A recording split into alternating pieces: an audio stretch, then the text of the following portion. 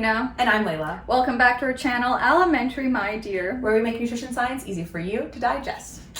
Today we're talking about protein powders. Make sure you hit the subscription button so you never miss one of our exciting videos. Or the subscribe button would also that would work too. You want to do your little disclosures? disclosures? So today we are talking about protein powder. I would like to disclose that I do work for a medical nutrition company whose one of our primary products is a whey protein powder. So hopefully it does not bias me in any way, shape, or form. But good news is it means I do know a lot about whey protein powder because I research whey protein powder, I sell whey protein powder, that's all I do. Yeah, a huge part of your role is looking up, the latest research on this stuff, so. Exactly. A lot of credibility there. First of all, what are protein powders? And they're basically powdered protein.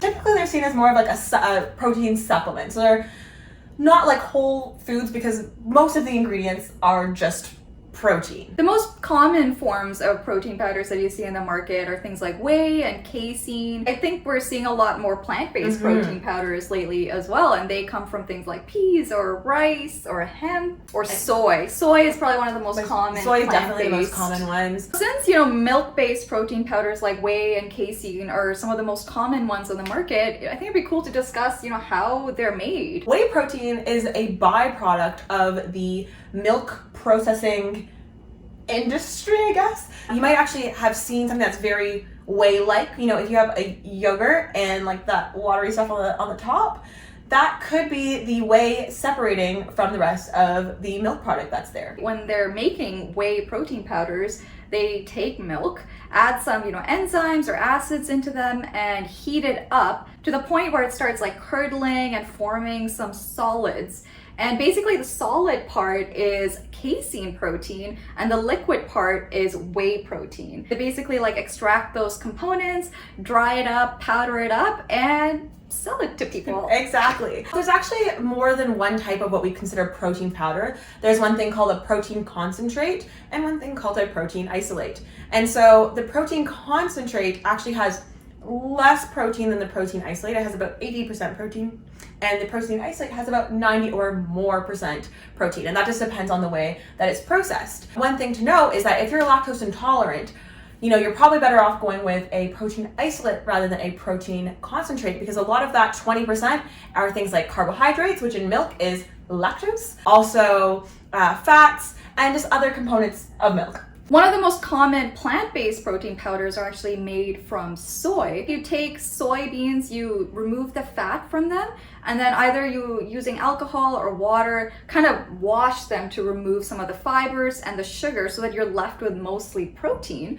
And then that's taken and dried up and powdered to give you soy-based protein powders. You might be wondering, okay, does everyone need to be having protein powder? And really the answer is no. Most people should be able to get enough protein through their diet. Make sure you watch our 2 other videos about protein to learn more about that. But there are certain groups of people who have either poor food intake or people who have higher needs for protein. And for those people, protein powder can be a really good way to make sure that they're getting enough protein. For example, elderly people that may have a harder time getting protein through food, a lot of them benefit from using things like protein powder supplements to get that added nourishment, as well as people that might be critically ill or going through a huge amount of recovery where their body needs that extra protein to be able to rebuild their bodies. Probably the biggest market for protein powders, at least, commercially, are athletes. We know that to build up muscle after working out and staying keeping those muscles strong, having protein is important. So I feel like, the GNCs of the world are probably all fueled by people who are athletic or athletes trying to build some muscle. I feel like a lot of people, the first time they hit the gym, it's like, I need to go get a protein shake ASAP. Which, if you're just going a few times a week, you might not need to. When we say athletes, we mean people who are training pretty hard very frequently. We talked about the different types of protein powder and the people who might need them, but not all of these different types of protein powder are created equal. First, we're going to start by comparing whey protein to plant-based protein. And this is not really a comment on, whether you should be vegetarian or vegan or not. This is purely based on the science of which of these proteins shows like the greater amount of benefits, especially for muscle health and muscle function. It's really interesting and possibly intuitive in some ways, but research actually consistently shows that animal-based proteins are better at stimulating muscle protein synthesis than plant-based proteins. We see this across the research literature, whether the study is short-term or long-term, whether it's done in young people, old people, obese people. We kind of see consistently that muscle protein synthesis is enhanced with animal proteins compared to plant-based proteins like soy. And there are a few different reasons for this. First and foremost, we have to look at the protein quality, which we've definitely touched on a few other times in our other protein videos. Protein quality refers to two things. First, the digestibility of a protein, so how well your body can break down and then absorb it, and also the amino acids that are there. And I really want to focus on the amino acid portion. We have 9 essential amino acids that we've talked about before, and we're going to put them on the screen because there are 9 of them. And the words are weird and we don't want to memorize them again. Yeah. The other 11 amino acids your body can make itself for the most part, but these 9 your body needs to get from food. So they're called essential amino acids. These 9 are required for building most of the proteins in your body, including muscles. And if you don't have them, what actually ends up happening is your body's like, well, I guess we don't have any. You know what? Just throw them all out. Fired! What we find is that when people might even have enough amino acids and like enough protein from all bunch of different sources, but are missing one or more of these essential amino acids, their body's like, listen, there's nothing I can do here. I needed threonine? Is that an essential? Yeah. Yes. I needed threonine, and I don't have threonine.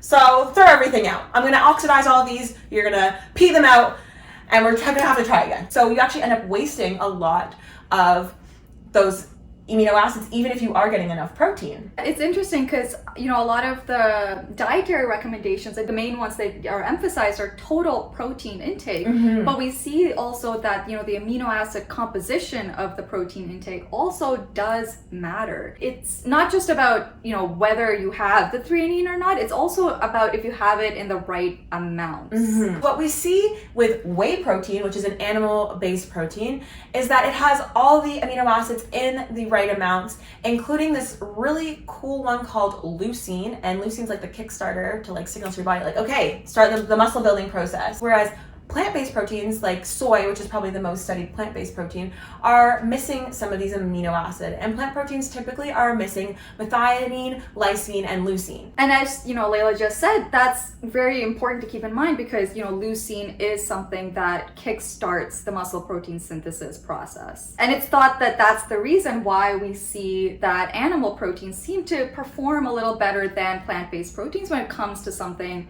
like muscle protein synthesis. Now that we've compared plant proteins versus animal proteins, you might be wondering if there's any such hierarchy within animal proteins. So we can maybe compare whey versus casein. There are these scientific scoring methods of which proteins are better, and they're very interestingly done. Like some of them, they'll go up into the ileum of a pig and take out the amino acids. Part of your intestine. Yeah, part of your intestines, the end part of your small intestine. Or they'll examine the poop of a rat or sometimes human beings to see, what proteins are still there and which were digested and all that kind of stuff. Very intense calculation. When you do that, we often see that the quality of whey and casein are very similar, and depending on the way that you measure it, casein can actually be of better quality. But we see that whey is actually better for stimulating, muscle protein synthesis than casein is. And the reason for that is that, first of all, whey protein seems to have a better effect at increasing the amount of amino acids in your blood, especially in the 1 to 3 hour period after you eat. On top of that, we see that, whey protein has better absorption, better digestibility, and also has greater amounts of leucine in it. And as we said before, leucine is what kind of kickstarts that muscle protein synthesis process. But one thing to keep in mind is that the peak amino acidemia is the science word, which is the amount of amino acids in your blood for casein occurs at 6 hours. So a lot of the research into the benefits of casein and the usefulness of casein is looking into periods of time when people can't eat. So, especially with athletes, people recommend having casein overnight because you're getting consistent amino acids for like 6 hours, which is, around the time that people sleep. That's I get more than that. Try. That way your body has that source of amino acids all throughout this time that you're sleeping, and so you're not gonna have as much like muscle loss during the time you're sleeping. With whey protein, we see that peak around the 1 to 3 hour mark, and the good thing is, having that during the day is that you're awake and you can eat at regular intervals to kind of keep that muscle protein synthesis more stable throughout the day. What's actually pretty cool is I was reading an article the other day about ways to maximize recovery from surgery, and it has been suggested that potentially casein could have a role in having people have casein before their surgery so that their body is ready to start building straight away after the stress of surgery, which is pretty cool. I don't think there's been any research into it yet, but it's an idea that's out there. So what are the takeaways? Basically, protein powders are definitely a great option for people that may have higher needs or have a harder time getting that protein through food directly. So it's great that there are so many options. Actually, when we went to Loblaws one time together, the shelves were just lined with protein powders. I feel like every time we go back, there's like a new protein bar and a new protein powder. If you are looking to use a protein supplement, whey protein is pretty much the way to go, especially if muscle maintenance is of importance to you. That's better than most plant proteins. Not saying that plant proteins aren't beneficial. If that's the way you want to go. If you're vegetarian or vegan, plant proteins definitely can be useful. And whey protein is better than casein during your waking hours when you can be eating consistently, but it may have benefit overnight if you want to keep your muscle protein synthesis up while you're sleeping. Thank you for watching. Make sure to like, comment, and subscribe, and hit that notification bell so you never miss a video, and follow us on Instagram and TikTok. Thanks for watching. Bye.